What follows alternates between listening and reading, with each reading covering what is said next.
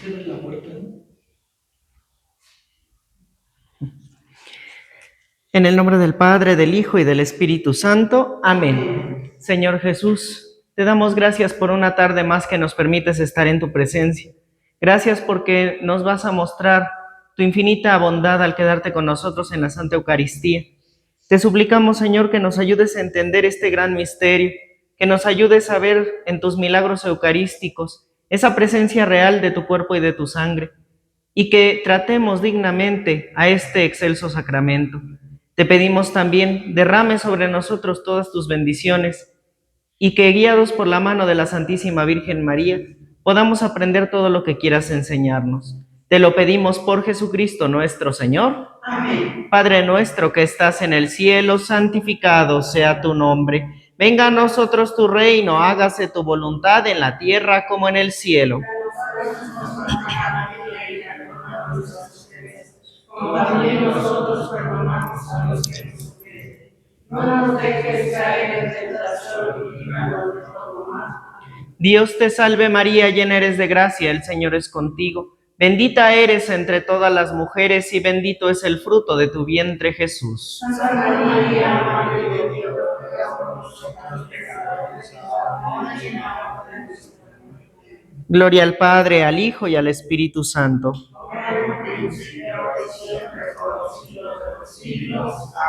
María, Madre de Gracia, Madre de Misericordia. Pueden sentarse. Buenas tardes. Bueno, vamos a empezar con el tema, es milagros eucarísticos, cuando Jesús se hace presente en el Santísimo Sacramento de una forma sensible. Nosotros cuando observamos la hostia consagrada y cuando el sacerdote hace la oración de consagración, pues no vemos un cambio radical en las especies del pan y del vino, siguen pareciendo pan y vino. Sin embargo, sucede un milagro en las oraciones que hace el sacerdote y se transforman verdaderamente en el cuerpo y la sangre de Cristo. Es Jesús mismo que está viniendo a habitar entre nosotros en esas especies de pan y de vino. Pero no vemos que la materia del pan se vuelva carne, ¿no? Lo seguimos viendo como un pedazo de harina. Y que el vino no lo vemos con coágulos y con sangre y con células sanguíneas, lo seguimos viendo como un líquido que huele y sabe a vino, ¿no? Ahí se prueba nuestra fe, porque cuando nosotros no vemos el estado que cambia, es nuestra fe la que habla, es nuestra fe la que dice, yo creo fielmente que ese vino ya no es vino, que ese vino ya es la sangre de Cristo y que ese pan ya no es pan, sino es el cuerpo de Cristo. Si nosotros viéramos constantemente que ese cuerpo se vuelve carne, ya estaríamos tan acostumbrados que, como ya estamos acostumbrados, trataríamos al Señor como cualquier cosa. Sin embargo, Jesús nos hace verlo, nos hace ver ese cambio real en varios momentos a lo largo de la historia, a través de milagros eucarísticos. ¿Sí? Un milagro eucarístico no solamente se queda en la transformación del pan en carne viva, real, con células de músculo, y del vino en sangre con células de sangre y con coágulos. No. También tenemos milagros en donde las hostias emanan luz, en donde las hostias flotan, en donde las hostias emiten sonidos y en donde los animales alaban al Señor en las hostias consagradas. ¿Sí? Vamos a ver ejemplos de cada uno de estas manifestaciones extraordinarias que hace Dios en la Santa Eucaristía para demostrarnos que su presencia real está ahí. Y aunque Él hace todo esto, nosotros seguimos incrédulos y seguimos sin confiar que verdaderamente está nuestro Señor Jesucristo ahí. Y somos tan incrédulos que no lo cuidamos. No cuidamos este sacramento y permitimos que los grupos satánicos, que los grupos de brujería, de santería y demás cosas vengan y se roben a nuestro Señor. No cuidamos la Santa Eucaristía y eso es una pena. Nuestro Señor lo deja muy claro en el Evangelio. Por ejemplo, en el Evangelio de San Juan dice: quien come mi carne y bebe mi sangre, permanece en mí y yo en él.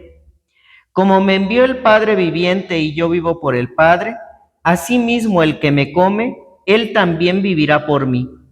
Este es el pan que descendió del cielo, no como sus padres comieron el maná y murieron.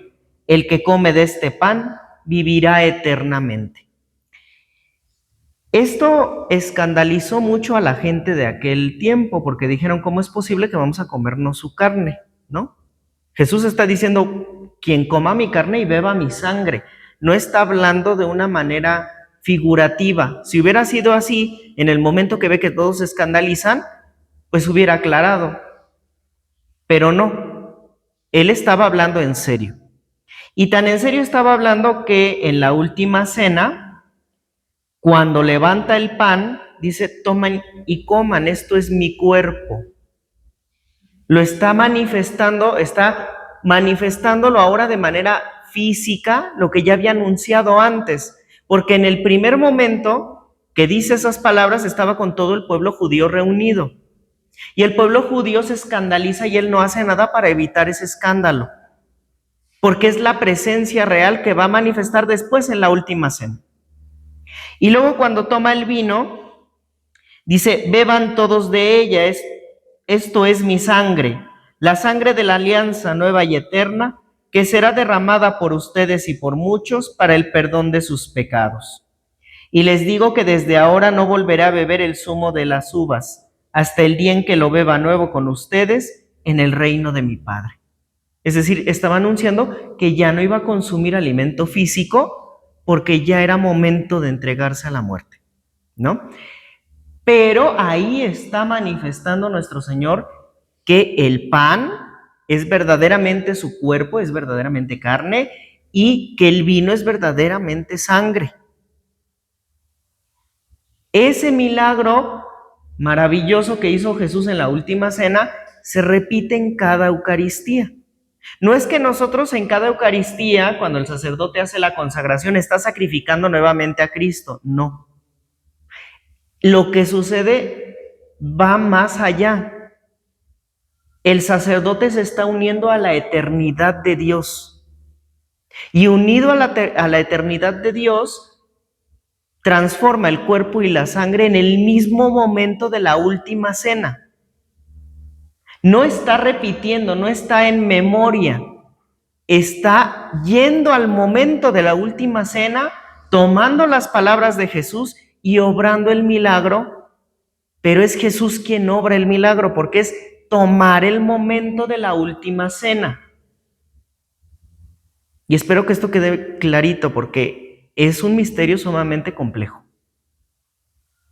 Y es la unión del sacerdote en figura de Cristo, es decir, es Cristo mismo el que está haciendo el milagro en el momento mismo de la última cena. Y esto solamente lo podemos entender en el acto único de Dios, en el eterno presente de Dios, que algunos místicos llaman el querer divino. El querer divino es ese acto único de Dios en donde todo lo que Dios quiere se hace.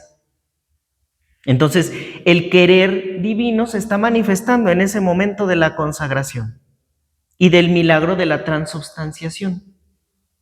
¿Sí? Dice también nuestro Señor: si no comen la carne del Hijo del Hombre y no beben su sangre, no podrán tener vida en ustedes. Jesús es el aliento de vida. Cuando nosotros vemos en el Génesis y leemos el Génesis, dice que Dios dijo: hágase la luz. El hágase es la palabra de Dios. La palabra de Dios es el encargado de hacer que las cosas del Padre se creen y se hagan. Entonces Jesús es el que crea y hace, ¿sí? Y es el que infunde el aliento de vida sobre nosotros, ¿no? A través de su Espíritu Santo. Si nosotros queremos tener la vida eterna y la vida aquí en la tierra, tenemos que comulgar. porque ahí vamos a encontrar la fuerza y la vida para cumplir lo que Dios nos pide. Si no tenemos esa fuerza, es muy fácil que caigamos en vicios, que nos desviemos del camino de Dios y que finalmente vayamos al infierno. Pero a través de la Eucaristía nosotros encontramos la fuerza de Dios mismo, porque es Dios mismo entrando en nosotros. Es Dios mismo que viene a sanar, es Dios mismo que viene a liberar, es Dios mismo que viene a obrar en nosotros. Por eso, una vez que nosotros comulgamos, no podemos estar insensibles ante el misterio que tenemos en nuestra boca. Y no podemos comulgar a las carreras y después seguir con el canto, porque el canto está muy bonito. Tenemos que comulgar, y quien comulga se queda calladito, está con el Señor, hable con el Señor. Piense en el Señor, acérquese a ese Dios que vino a acercarse a cada uno de nosotros. El canto es algo secundario para quien no puede comulgar, para que a través de la oración se una con ese Dios verdadero que no puede entrar en esa persona porque algo lo impide, porque hay pecado, porque no se ha confesado, por cualquier cosa, porque vive en una situación irregular. Pero quien sí puede comulgarlo ya no necesita el canto, porque ya tiene el contacto directo con Dios. Las oraciones, los cantos y todas esas muestras de piedad son para acercarnos a Dios. Después de que caímos o que Adán cayó en pecado original y que todos nosotros traemos esas consecuencias, nosotros necesitamos de la oración para tener una comunicación con Dios. Ya no es como en el paraíso, que Dios se manifestaba a Adán de manera sensible. Ahora necesitamos del medio, que es la oración, que es el canto, para acercarnos a Dios. Si nosotros ya tenemos a Dios en nosotros, ¿ya para qué cantamos? ¿Ya para qué estamos intentando acercarnos a Dios a través de ese canto de comunión? Por eso el canto de comunión ya no debe de importarnos cuando ya comulgamos. Nos debe de importar Dios que está ahí, debemos contemplar ese misterio, alabar a Dios ahí en ese pedacito de pan. Tampoco es aturdirlo con nuestros problemas. No, porque para eso también es la oración. Si Dios viene a nosotros, no es para decirle, Señor, te encomiendo a mi familia, te encomiendo a mi mamá, te encomiendo a mi papá, ni siquiera te pido por la paz del mundo. No. Es un Dios cercano que viene a hablar con nosotros, que viene con nosotros. Cuando no vemos a un familiar durante mucho tiempo y llega con nosotros, no le decimos, ay, te pido que vayas a la tienda por una coca, ¿no? O ve a las tortillas. No, queremos conocerlo, queremos saber cómo ha estado, queremos ver qué necesita, buscamos atenderlo. ¿Y por qué al Señor sí lo mandamos a las tortillas, a la coca, a través de nuestras peticiones? No, hay que hablar con Él. Señor, ¿cómo te puedo reparar? ¿Cómo puedo cambiar mi vida? Señor, ¿qué te disgusta de mí? ¿Qué te agrada? Hay que tener un momento más íntimo con el Señor y de una comunicación más de padre a hijo o más de amigo, de amistad, no del genio de la lámpara maravillosa que nos viene a resolver la vida. Hay que cambiar la manera de hacer oración en el momento que estamos comulgando, de alabarlo y de darle gloria, de decirle, Señor, te alabo porque viniste a mí, porque me estás acompañando. Gracias, agradecerle, gracias por mi mamá, gracias por mi papá, gracias por el aire, gracias por la comida que tengo. Gracias porque tu misericordia se manifestó en mí, me perdonaste todos mis pecados. Gracias porque aunque soy indigno, estás aquí acompañándome. Esa es la manera en la que hay que hacer oración después de comulgar, no andarle pidiendo cosas a Dios. No, hay que alabarlo, darle gloria, estar con Él, lo estamos teniendo en nuestra boca, en nuestro cuerpo, está entrando en nosotros. Si hay una enfermedad grave, podemos decirle, Señor, sáname, tú estás entrando en mí. Pero si me sanas, también muéstrame cómo agradarte, qué tengo que decir, qué no tengo que decir, cómo me debo de dirigir hacia mis hermanos. Y vamos a tener una transformación real porque Jesucristo, viniendo a habitar entre nosotros, no lo hace para 5 minutos después que se nos olvide, ya nos comimos el tamalito, ya nos hizo enojar la vecina y ya estamos otra vez pecando. No, es para venir a mostrar a Cristo a los demás, para hacer tabernáculos vivientes que llevemos a Cristo a cada uno de los hermanos. Ni por un familiar lo puede uno ofrecer su comunión. Es que son dos cosas diferentes. Podemos ofrecer la comunión para obtener algo, o sea, vamos a decir, la conversión de alguien, la salud de alguien, eso lo podemos hacer. Pero no nos centremos en el ofrecimiento o en la petición. Sí, podemos decir, puede ser incluso antes de comulgar, decir, Señor, te ofrezco esta comunión por tal cosa, por la salud, por la paz, por lo que quieran. Pero ya que tenemos a Jesús en nosotros, entonces ya hablar con Él directamente. El ofrecimiento lo podemos hacer un poquito antes o incluso en el mismo momento que estamos comulgando, te ofrezco esta comunión por tal cosa. Pero después ya nos acercamos a Él como amigo, como padre, y le hablamos como una persona que no hemos visto en mucho tiempo. Hay que ir practicando eso. Muy bien, entonces la parte bíblica es muy clara y nos da de manifiesto que Jesús dejó realmente una transformación que va más allá de lo físico, ¿sí? Una transformación que entra en el terreno espiritual, pero que se manifiesta en algunas ocasiones en el terreno físico. Ahora, por ahí andan un grupo de científicos de la rama evolucionista. En la ciencia hay dos grupos, la rama creacionista y la rama evolucionista.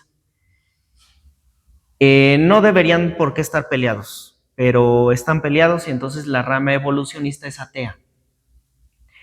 Y dicen que los milagros eucarísticos son producto de una bacteria. Esa bacteria es Serratia marcescens. La cosa con Serratia marcescens es que es una bacteria que produce un pigmento rojo del tono de la sangre. Y a ese pigmento los descubridores le llamaron prodigiosina porque decían, bueno, pues es que como las hostias las ponen en agua y el agua se vuelve roja, pues es por la bacteria que está produciendo el pigmento y es un prodigio, ¿no? Entonces vamos a ponerle así a la molécula, es prodigiosina.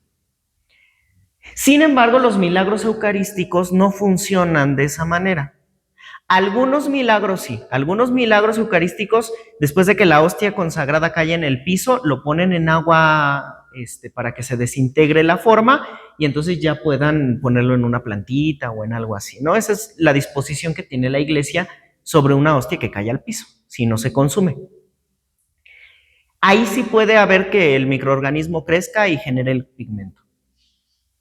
Pero por eso la iglesia es cautelosa y manda a análisis de laboratorio esos pedacitos de pan que se pusieron rojos. Y lo que encuentran los científicos es músculo de corazón y células sanguíneas. Una bacteria no tiene ni de chiste una forma de célula de corazón, y menos latiendo, menos contrayéndose. Es una tontería de los científicos decir eso y asegurar eso sin andar con pruebas físicas y con pruebas de laboratorio. Hay milagros que se ha demostrado que sí son por bacterias y entonces la iglesia ni los toma en cuenta. Pero los milagros auténticos, la iglesia los analizó y los verificó y los comprobó. Y se los digo porque el primer milagro que vamos a hablar, que es el del anciano, dicen que fue por esa bacteria. Error. Están los coágulos de sangre y está la carne el pan que se convirtió en carne con sus fibras musculares analizados recientemente y en donde se demuestra que es carne, no bacterias. Entonces, para que no anden creyendo esas cosas.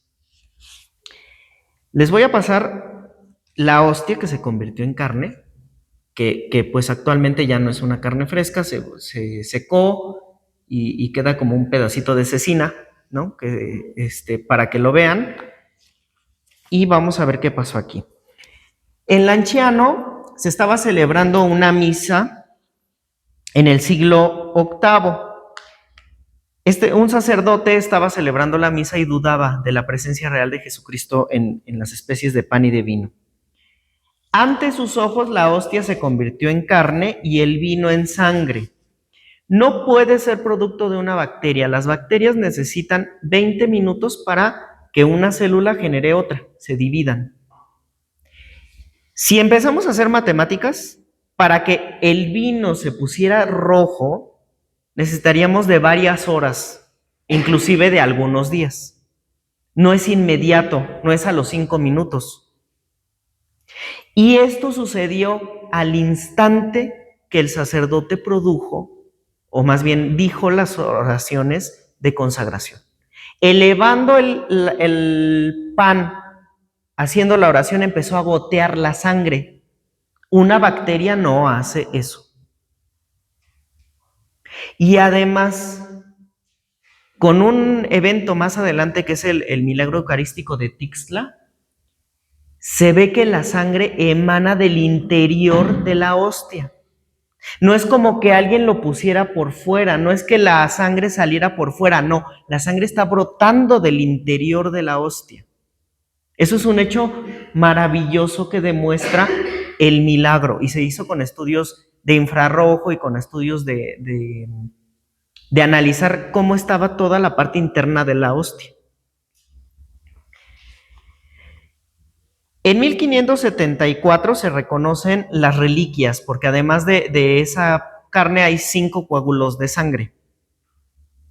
Cada uno de los 5 coágulos de sangre pesaban igual, solitos. Sí, vamos a decir, cada uno de los coágulos pesaban 5 gramos. Luego juntaban los 5 coágulos y los pesaban y volvía a pesar 5 gramos. Eso era un milagro que permitía demostrar la autenticidad de la transformación en sangre. ¿Sí? Dios estaba manifestando un segundo milagro ahí, permitiendo que el peso de individual fuera el mismo que en conjunto. Si nosotros pesamos 5 saquitos de arroz que pesan 5 gramos, pues vamos a obtener 25 gramos, no 5 gramos. Y en este caso, la suma de todos generaba el mismo peso que individual, ¿no? Eso es un milagro que se dio ahí. En la piedra grabaron entonces alrededor del año 700 en esta iglesia.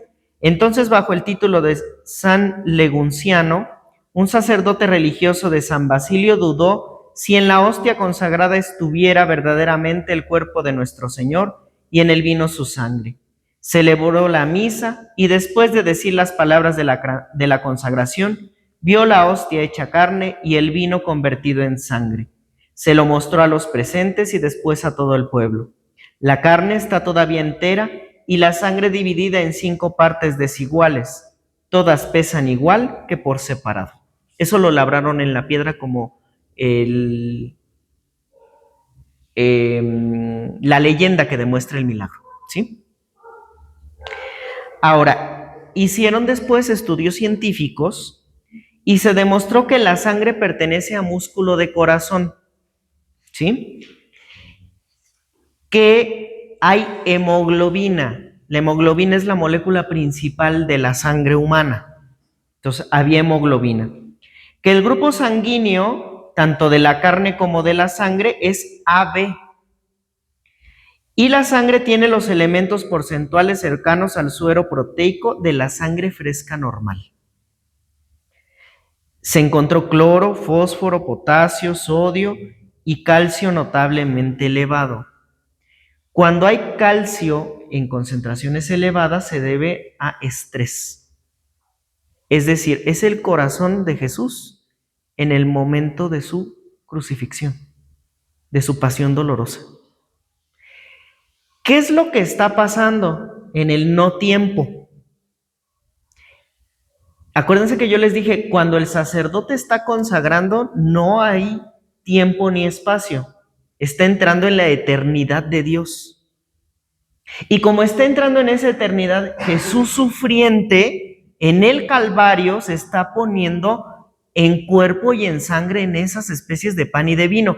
Por eso nosotros vamos a ver en todos los milagros eucarísticos el grupo de sangre AB, el calcio elevado y células del músculo cardíaco rotas por el estrés tan grande que sufrió ese corazón. Un milagro eucarístico auténtico tiene estos tres elementos, porque al unirse al no tiempo, se está tomando el elemento del momento mismo de la pasión de Jesús. ¿Sí? Esto que nos quede claro. Ahora, en Italia, en Alatri, tenemos que por allá del 1228, una mujer que era bruja va y comulga. Y entonces, muy hábilmente, se saca la hostia de la boca y la guarda en un pañuelo. Esta hechicera, 3 días después, va a hacer su hechizo y descubre que la hostia que colocó en el pañuelo ya es carne humana. Y entonces van y le piden perdón al obispo, tanto la mujer como la persona que quería hacer el hechizo. Y el Papa Gregorio IX publica una bula, que es como un anuncio para todo el pueblo, en el mismo año donde hablaba de ese prodigio, de ese milagro, de que se convirtió el cuerpo de Cristo en carne. Actualmente se conserva esa carne en un relicario. Ese milagro que sucede con esta hechicera no es la única, hay varios milagros que suceden a hechiceras. Tenemos en Portugal en 1247 otra mujer desesperada que tenía infidelidad en el matrimonio. El marido le era infiel y entonces ella, para evitar esto, va a ver a una hechicera. Y a la hechicera le pareció bien usar una hostia consagrada para hacer un amarre.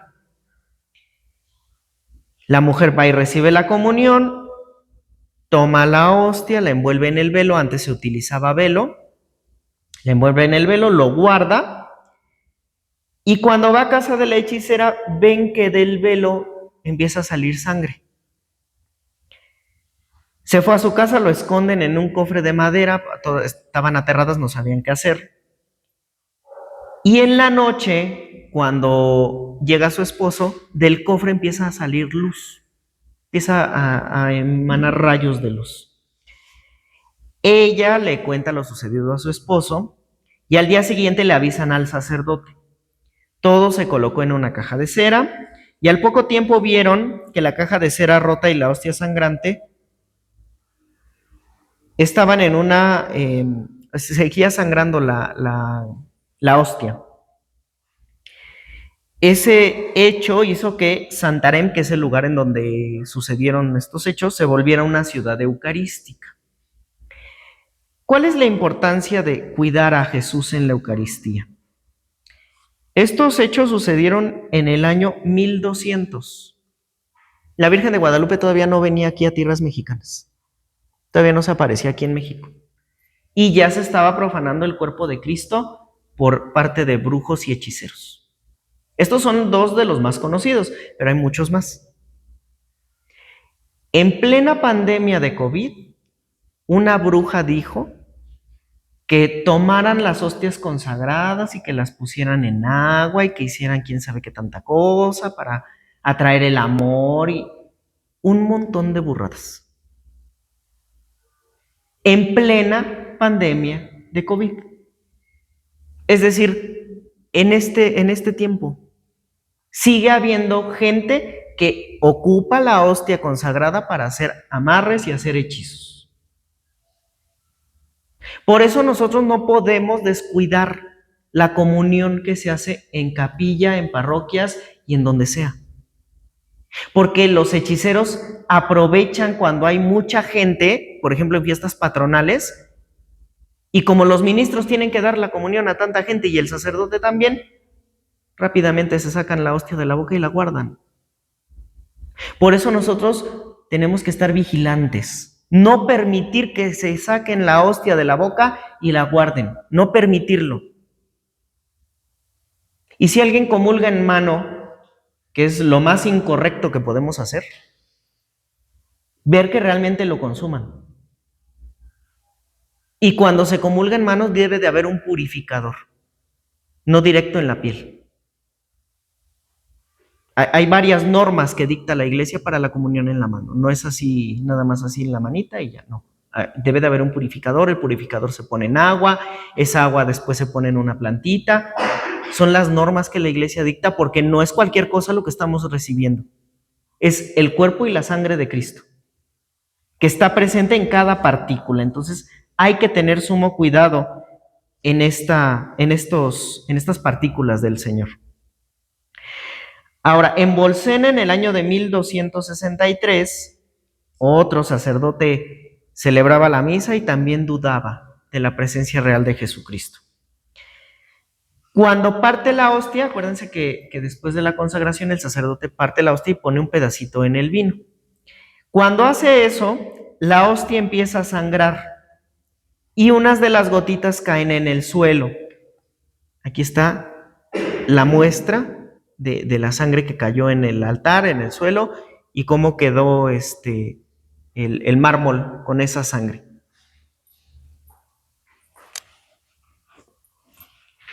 $83 gotas de sangre mancharon corporales y el piso. Y en unos apareció la silueta de nuestro Señor Jesucristo. ¿Sí? El Papa Urbano IV se enteró de esta situación y mandó al obispo local y a San Buenaventura y a Santo Tomás de Aquino a analizar el suceso.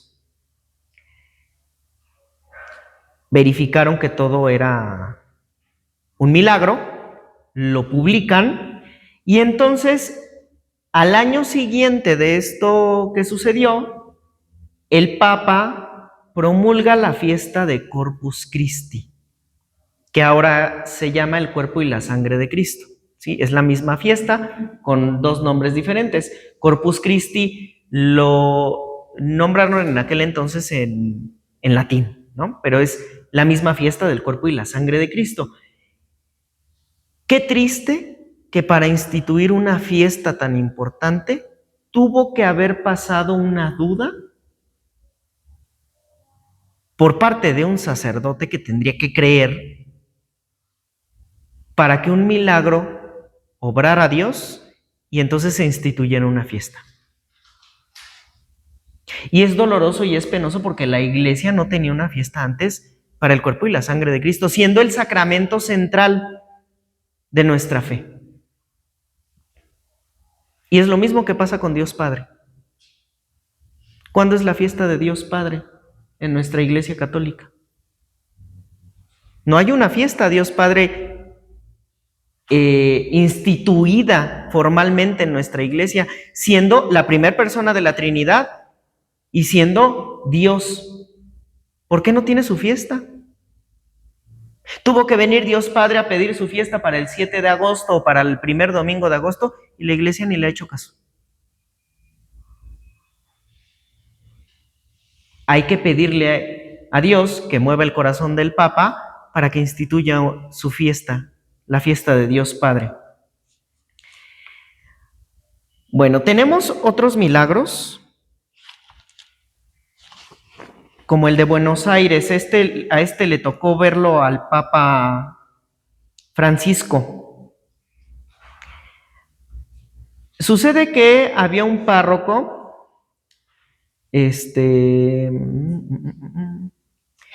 que tenía 2 hostias que cayeron al suelo. Y entonces él, para evitar que las profanaran, las toma y las pone en un vaso con agua. Manda que se pongan esos vasos con agua en el sagrario hasta que se deshagan las formas y entonces ya Jesús ya no esté presente y ya se pueda poner en la tierra. En la mañana del 8 de mayo, el párroco va al recipiente, va a ver cómo van las hostias y queda sorprendido. Ve que en el agua hay 3 coágulos de sangre y en las paredes del vaso huellas de sangre, como si hubiera goteado. Avisan al cardenal Antonio y recomiendan hacer una investigación médica.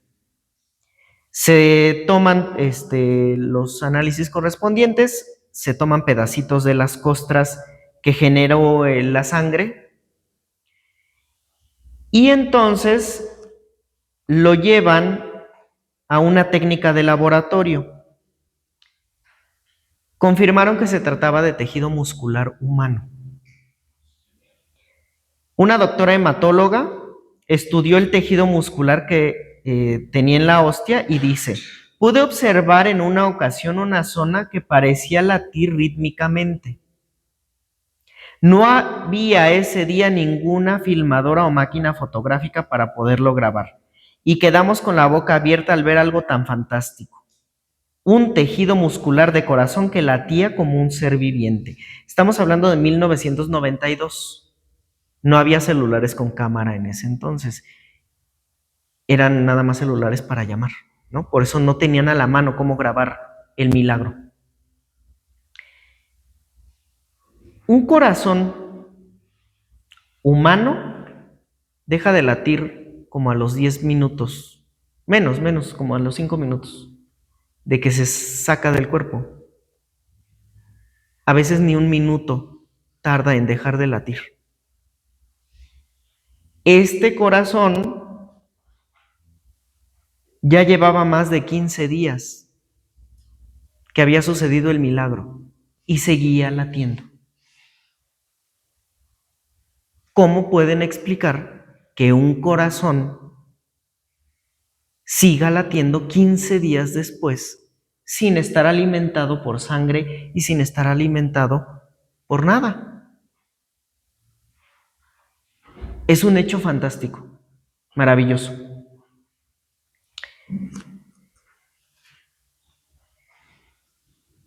Bueno, el Papa Francisco, en ese entonces, que era el arzobispo de Buenos Aires, le pide al doctor Castañón que analice la hostia, ¿sí? El doctor Castañón es como la máxima autoridad en cuanto a milagros eucarísticos en la actualidad. Él revisó también el milagro que les voy a platicar de Tixtla. Manda el estudio a un cardiólogo de Nueva York, pero no le dice de dónde sacaron las muestras, no le dice que son de un milagro eucarístico, simplemente le da las muestras y les dice: analízala. Y él dijo lo siguiente: soy especialista del corazón.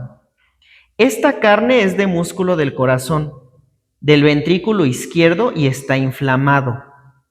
Acuérdense que es un corazón lastimado. Dice, está infiltrado de leucocitos, es decir, glóbulos blancos, que normalmente no están en el corazón, pero salen de la sangre y se dirigen hacia la zona de un trauma o de una herida. Semeja a lo que veo en los accidentes de carretera cuando el corazón viene expuesto a prolongadas maniobras de reanimación, o también se asemeja a lo que encuentro cuando alguien ha sido golpeado fuertemente en el tórax. Acuérdense que a Jesús lo golpearon con los látigos muchas veces y la cruz pesada le cayó en el pecho. Todo el peso de la cruz cayó sobre él. Y además, los soldados lo golpearon, lo aventaban, lo tiraron, o sea, lo lastimaron a más no poder. Esto que encontraron como un accidente traumático no se comparaba a lo que el doctor había visto en una carretera, era todavía más fuerte, era todavía más violencia lo que había sufrido Jesús. Dice, hablar de leucocitos o glóbulos blancos en el corazón está indicando algo sorprendente, ya que solo pueden encontrarse si son alimentados en un organismo viviente, pues en alguien que ha muerto desaparecen en pocos minutos. Ya llevaba bastantito tiempo de que había sucedido el milagro. Fíjense, el 1 de mayo de 1992 fue cuando sucede el milagro. Ya ni siquiera nos vamos a fijar en mayo, 1992. y se analizan en laboratorio en 1999. 7 años después, ¿no? 7 años en donde ese tejido seguía vivo.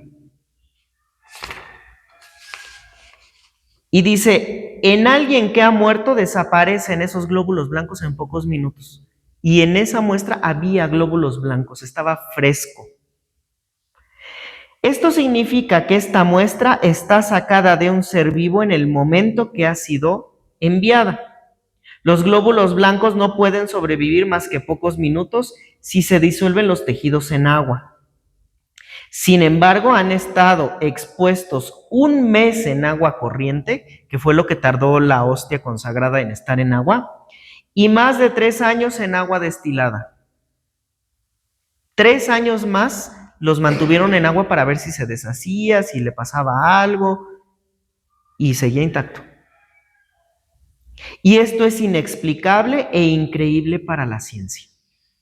Eso fue lo que dijo el cardiólogo de Estados Unidos que analizó las muestras. Bien, les muestro ahora el milagro eucarístico de Tixtla, Guerrero, México.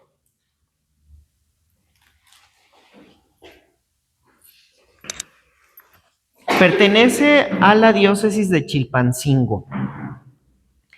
Y en 2006, este es un hecho más reciente, en la parroquia de San Martín de Tours se organizó un retiro espiritual. Estaba el padre Raimundo Reina Esteban, que era un predicador o es un predicador, no sé si todavía viva, yo supongo que sí.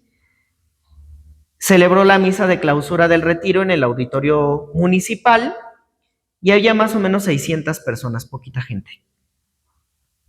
En el momento de la comunión, 2 religiosas le estaban ayudando y Sorareli Marroquín dejó de dar la comunión y se fue al altar entre lágrimas y le muestra el copón al padre. En el copón había una hostia manchada de sangre. El padre se puso de pie y exclamó delante de todos, esto es un milagro, y mostró públicamente la hostia manchada de sangre. Y entonces cantó el himno Que viva mi Cristo, ¿sí? El doctor Ricardo Castañón entonces, en el 2009, 4 años después, no 3 años después del milagro eucarístico, va y analiza la muestra. Entonces toman 2 fragmentitos de la hostia y también se mandan a analizar. Se analizaron en México, en Guatemala, en Bolivia y en Estados Unidos. Tampoco se les dijo de dónde provenían. La sangre es humana del grupo AB. El tejido es músculo del corazón. La sangre no ha salido del exterior, es decir, no mancharon la hostia. Este es un dato importante que significa que no hubo falsificadores, es decir, no inventaron el milagro, ¿sí? Por otra parte, el hecho de que sea sangre AB indica que es la más rara de todos los grupos sanguíneos. También es difícil de falsificar. Y es la misma sangre que tiene la sábana santa de Turín, como el sudario de Oviedo, y como la túnica, bueno, una túnica en Francia donde también hubo un milagro eucarístico. Entonces, y la sangre del anciano. O sea, todos estos milagros, todos los milagros eucarísticos auténticos tienen ese grupo sanguíneo, AB. Y es músculo cardíaco, les digo, lastimado, ¿no?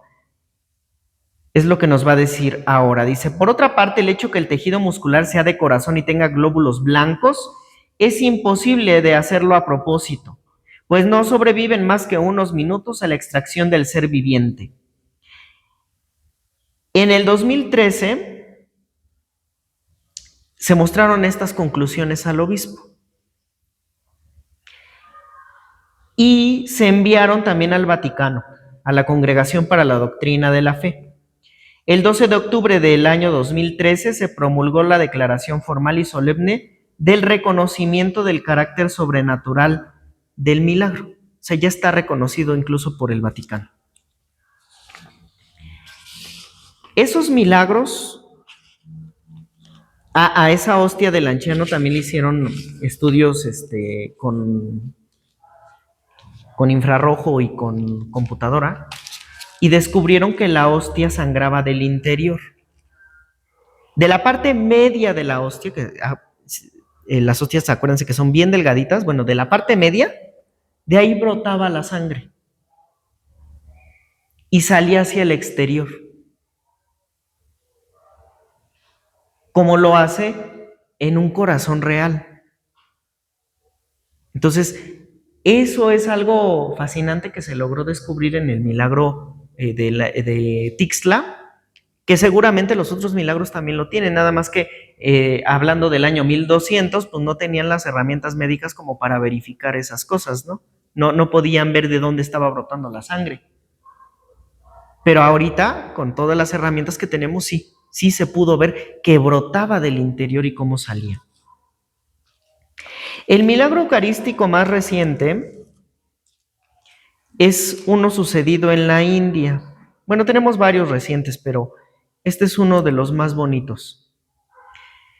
Estaban celebrando una hora santa con la hostia consagrada expuesta y de repente los fieles empiezan a ver el rostro de Cristo en la hostia. Y toman la foto y se plasmó el rostro de nuestro Señor Jesucristo. Se los voy a pasar también para que lo vean. Otro milagro sucedió igual durante una hora santa y ahí se escuchó, estaban grabando la hora santa y se escucha una voz que dice: estoy solo, muy solo, que brota del Santísimo, ¿no? Es una voz de hombre, es una voz grave y una voz de mucho dolor, que dice: estoy solo, muy solo. Estaba la gente haciendo oración.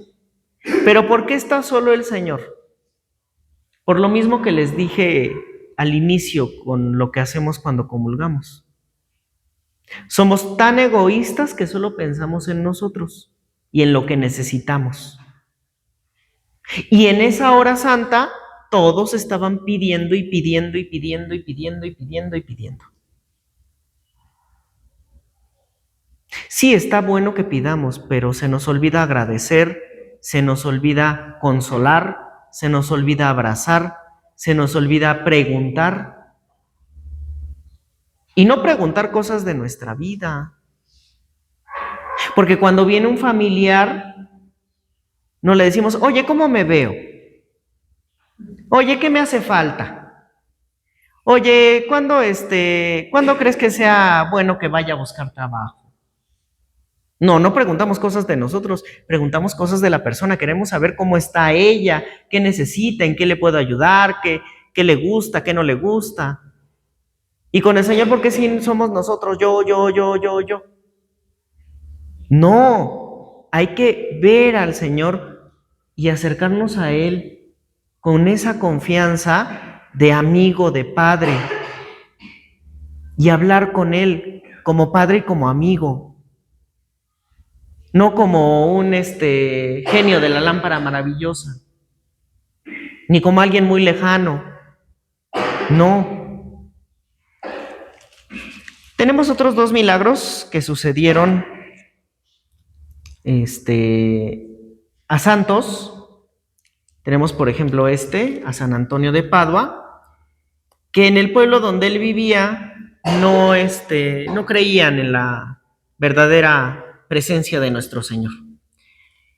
Y entonces él dice: bueno, pues si yo salgo y hago que una mulita se arrodille delante del Señor, van a creer.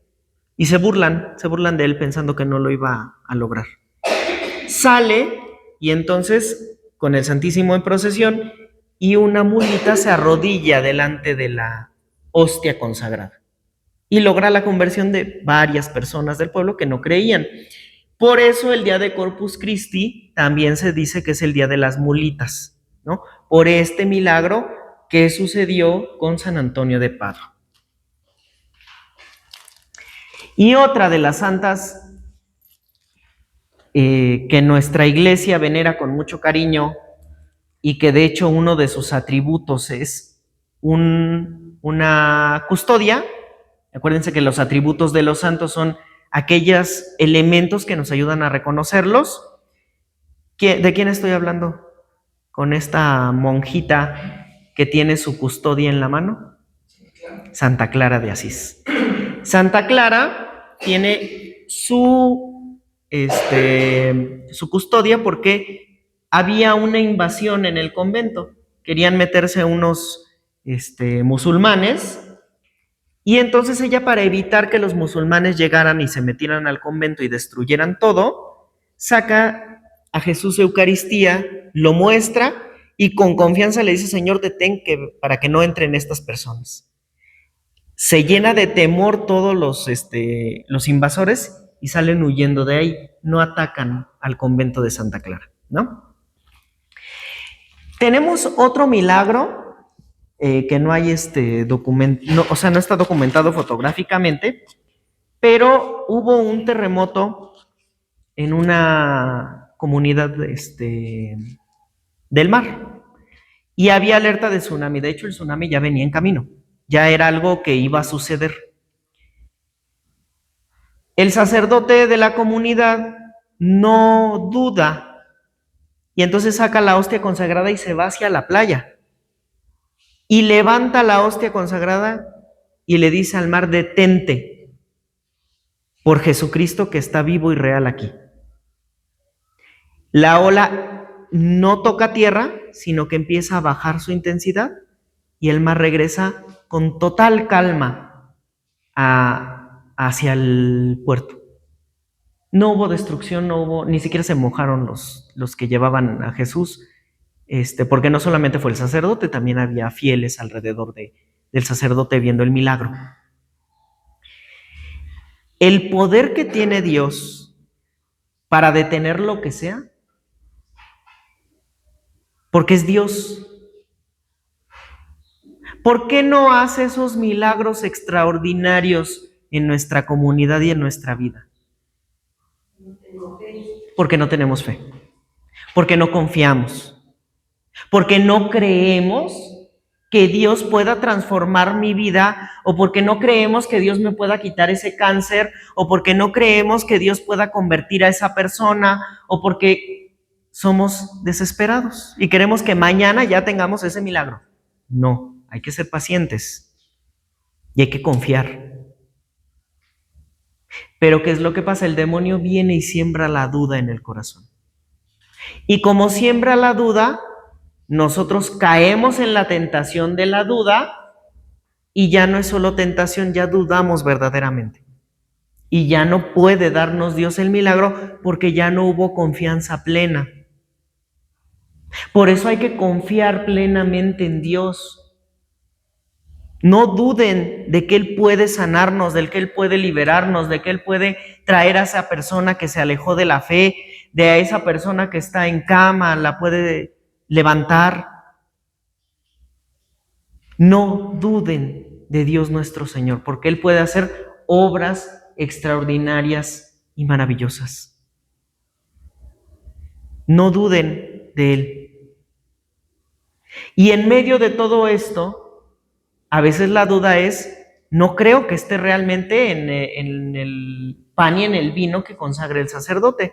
Ahí está la prueba de que sí está. Eso es una prueba palpable de que Jesús está verdaderamente presente en las especies de pan y de vino después de que el sacerdote hace la oración de consagración. Y es tan importante el papel del sacerdote que por eso merece todo nuestro respeto, nuestro cuidado y nuestro cariño. Si no oramos por el sacerdote, si no lo cuidamos y si no lo protegemos, no estamos cuidando, no estamos ayudando y no estamos protegiendo al mismo Jesús. Sí, el sacerdote es humano, pero tiene momentos en los que se une al no tiempo con Dios. Y prácticamente es diario, porque hay sacerdotes que diario celebran la Eucaristía. Diario consagran y en esa consagración se unen al no tiempo con Dios. Se unen al acto único de Dios, al querer divino. Y nuestra mente no alcanza a entender lo grande que es eso. Ya hemos venido hablando de lo grande que es la Virgen en todos estos días de Rosario. Y no llevamos nada.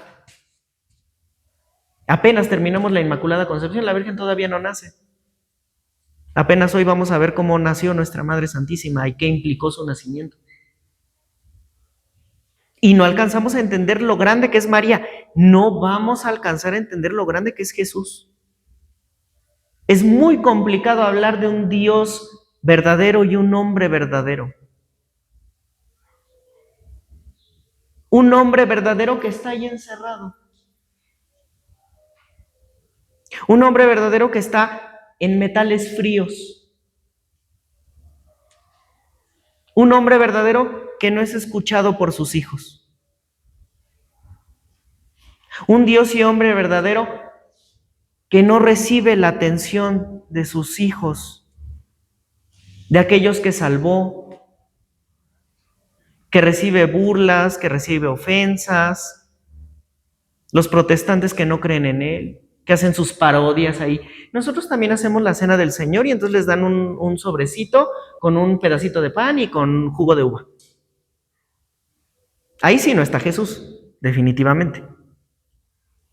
Pero eso es una burla.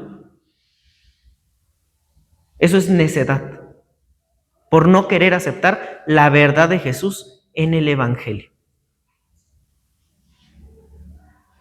Entonces, hay que poner mucha atención en la comunión de los fieles, porque no todos son conscientes y porque muchos pueden caer en la trampa del maligno de usar las hostias consagradas para amarres y para brujerías y para demás cosas. Entonces, cuidar que no se lleven las hostias, sobre todo ahora que ya viene octubre y que el año se está yendo como agua, que es en donde más se roban las hostias.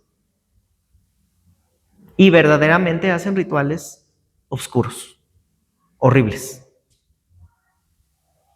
que no vale la pena contarlos. Hay que cuidar a nuestro Señor y hay que cuidar a nuestros sacerdotes.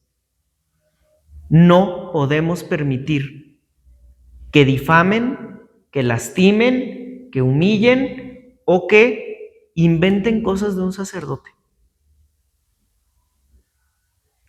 Ay de aquel que haga eso. Se está echando de enemiga a la Virgen y a los santos y al mismo Dios. Imagínense perder el amparo de la Madre de Dios por andar hablando mal de un sacerdote. No. Cuidemos mucho a nuestros sacerdotes. Señor Jesús, te damos gracias por todo lo que nos mostraste en esta tarde. Te damos gracias, Señor, porque tu misericordia es buena, eres infinitamente maravilloso y nos muestras tu presencia real y verdadera a través de estos milagros eucarísticos. Te pedimos perdón, Señor Jesús, por las veces que hemos tenido dudas de tu presencia real y verdadera, dudas de tu acción sobre nosotros, de tus milagros, dudas de ti mismo, Señor. Te suplicamos siembres en nuestro corazón esos dones del Espíritu Santo, esa sabiduría, esa ciencia, ese temor de Dios, para que podamos alabarte dignamente, para que siempre seamos fieles y mantengamos nuestra fe hacia ti, para que nunca dudemos de ti y para que tú obres grandes milagros en nosotros. Te lo pedimos por Jesucristo nuestro Señor. Amén. Padre nuestro que estás en el cielo, santificado sea tu nombre. Venga a nosotros tu reino, hágase tu voluntad en la tierra como en el cielo.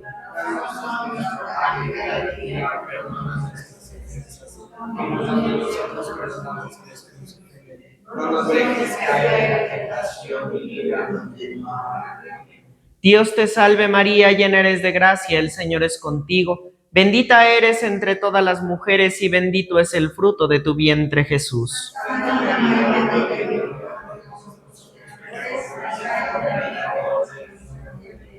Gloria al Padre, al Hijo y al Espíritu Santo. María, Madre de Gracia, Madre de Misericordia. Sagrado Corazón de Jesús. Sagrado Corazón de Jesús. Sagrado Corazón de Jesús.